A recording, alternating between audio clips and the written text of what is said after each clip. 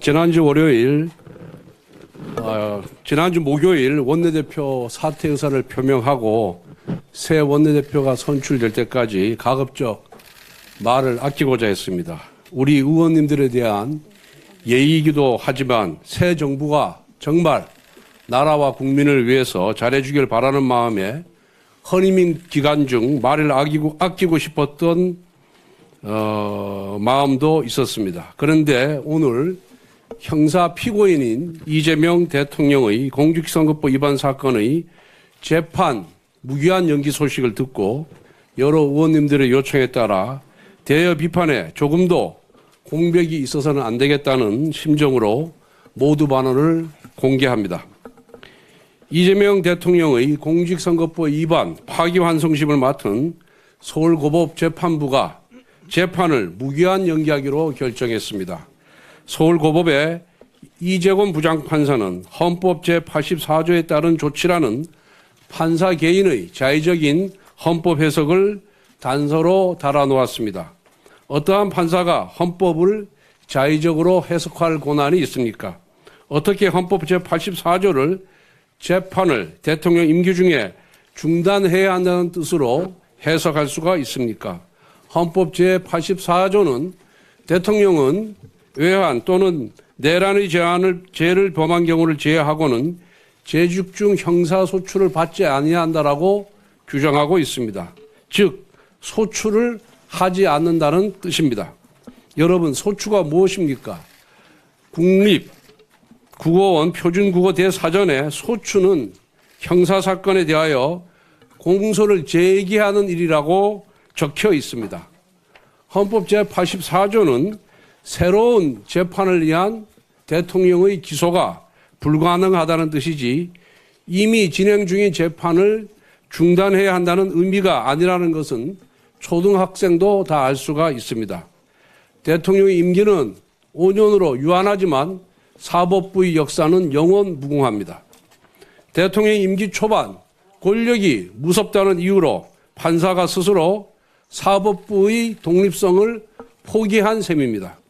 권력의 바람 앞에 미리 알아서 누워버린 서울고법 판사의 판단은 두고두고 사법부의 흑역사로 남을 것입니다. 대통령 권력 앞에 자발적으로 무릎을 꿇은 판사의 이름이 법학 교과서에 두고두고 박제될 것입니다. 이재명 대통령의 대장동, 백현동, 위례 신도시, 성남 FOC 사건 재판의 공판기일이 6월 24일로 지정되어 있습니다. 복화 유형 사건은 준비기일 7월 1일, 불법 대북 송금 사건 재판은 준비기일이 7월 22일로 예정되어 있습니다.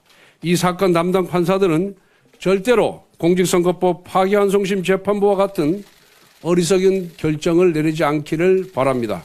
서울고법은 즉시 헌법 제84조에 대한 자의적인 해석을 처리하길 바랍니다. 아울러 검찰은 항고를 통해서 헌법 제84조에 대한 해석을 대법원에 요청할 것을 촉구합니다. 국민의힘은 이재명 정부의 임기가 끝나는 그 순간까지 서울고법의 부당한 헌법 제84조 해석을 바로잡기 위해 모든 수단을 동원하여 싸우겠습니다. 이와 같은 서울고법 판사의 자발적인 충성에도 불구하고 오늘 민주당 대변인은 이재명 대통령에 대한 재판중지법을 그대로 강행 처리할 계획임을 밝혔습니다. 재판이 5개씩 되다 보니 공직선거법 재판 한 건이 연기된 것만으로는 못내 불안한 모양입니다. 레임 등의 가능성에 대비해 미리 입법 독재의 올가미로 법원의 손발을 묶어두겠다는 것입니다. 오로지 대통령 단 한 사람에게 재판을 중단시키는 특혜를 주는 위인설법의 끝판왕입니다. 그리고 이재명 대통령은 본인의 공직선거법 위반, 위중교사죄, 불법 대북 송금 사건의 변호인을 맡았던 이승엽 변호사를 신임 헌법재판관 최종 후보군에 올렸습니다. 지난주에는 대법관이 수를 늘려 자기 편 법관들을 대법원에 침투시키는 대법원 장악법을 추진하더니 이제는 헌법재판소까지 자기 편을 투입시켜 장악하겠다는 것입니다. 국회를 입법 독재의 도구로 사용했던 것처럼 대법원과 헌법재판소도 사법 독재의 도구로 쓰겠다는 것처럼 보입니다. 첫 일주일이 향후 5년을 좌우합니다. 안타깝게도 이재명 정부의 출범 첫 일주는 통합도 민생도 아닌 오로지 방탄독재의 길만 모색하는 모습이었습니다. 이 모든 것은 이재명 대통령의 취약한 법적 리스크를 사법부 장악으로 해결하고자 하는 시도에서 비롯된 것입니다. 황금 같은 허니문 기관의 힘을 본인의 법적 리스크 해소에 소진시키는 이재명 정부의 모습을 보니 안타깝기 그지없습니다. 이재명 대통령은 죄가 없다면 당당하게 재판에 임하길 바랍니다. 재판에 임하는 것이 민주주의를 지키고 대통령의 권위도 지키는 길입니다. 본인의 권력을 지키기 위하여 민주주의와 헌정 질서를 파괴하는 억지와 무리수를 쓰면 쓸수록 권력의 종말은 급속히 가까워진다는 것을 명심하기 바랍니다. 이상입니다.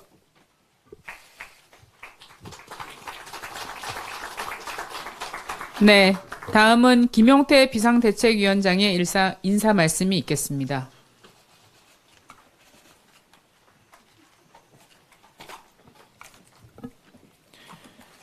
존경하는 국민 여러분, 그리고 선배 동료 의원 여러분, 국민의힘 비상대책위원장 김용태입니다. 저는 오늘 헌법과 법치주의의 근간이 흔들리는 심각한 현실에 대해 말씀드리려 합니다. 지금 이 순간 대한민국 사법부가 권력의 입김 앞에 흔들리는 정의의 저울이 되고 있습니다. 서울고등법원이 이재명 대통령의 공직선거법 위반 사건 파기환송심 1차 공판기일을 또다시 연기했습니다. 그 이유로 든 것이 헌법 제84조 대통령의 불소추 특권이라고 합니다. 대통령이 되면 죄가 사라집니까? 헌법 84조는 면죄부가 아닙니다. 그 조항은 대통령의 국정수행을 보장하기 위한 최소한의 장치이지 이미 기소된 형사사건의 재판까지 중단하라는 것이 아닙니다. 있는 죄를 덮는 도구는 더더욱 아닙니다.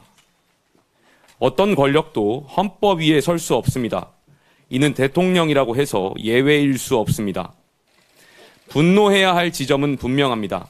지난 5월 1일 대법원 전원합의체가 이 사건을 유죄 취지 파기환송했고 이에 따라 서울고법은 지난 15일 첫 공판을 열겠다고 밝혔습니다.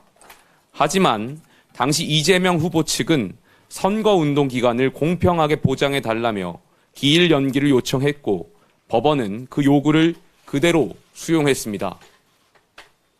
이번에 또 미뤘으니 법원 스스로 통치 권력의 눈치를 보고 있다고 자인한 것이나 다름없습니다.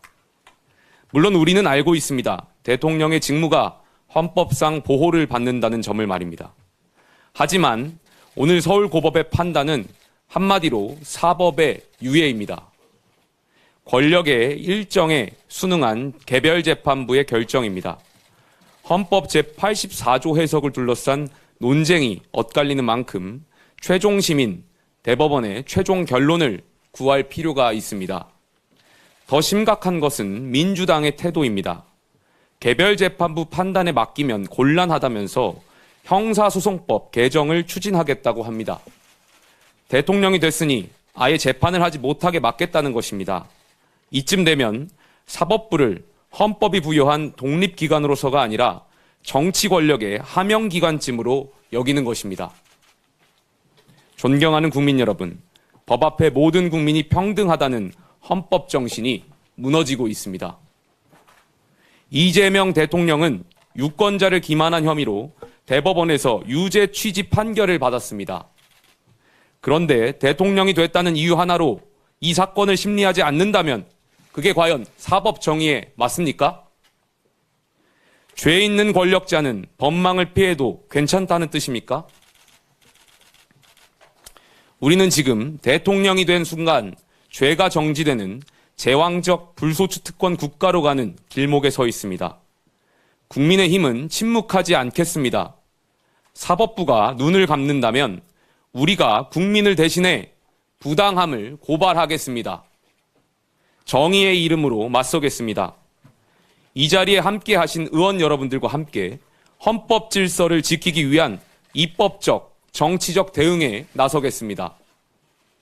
아울러 법원에도 촉구합니다. 더 이상 권력의 눈치를 보지 말고 정의의 눈을 바로 뜨십시오. 그렇지 않으면 이 나라는 헌법 위에 권력이 군림하고 법치 대신 눈치가 지배하는 위헌공화국이 될 것입니다. 존경하는 선배 동료 의원 여러분, 저는 어제 당 개혁 방안을 발표했습니다.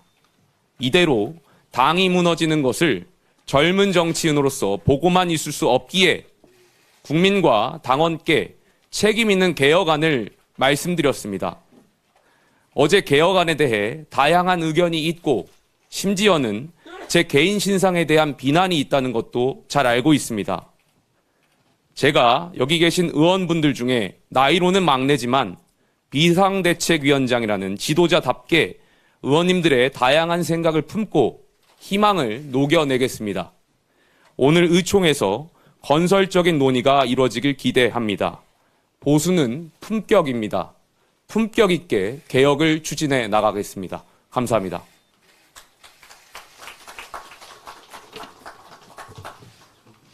네, 지금부터 비공개로 진행되겠습니다. 언론인님, 보좌진 여러분의 협조를 부탁드리겠습니다.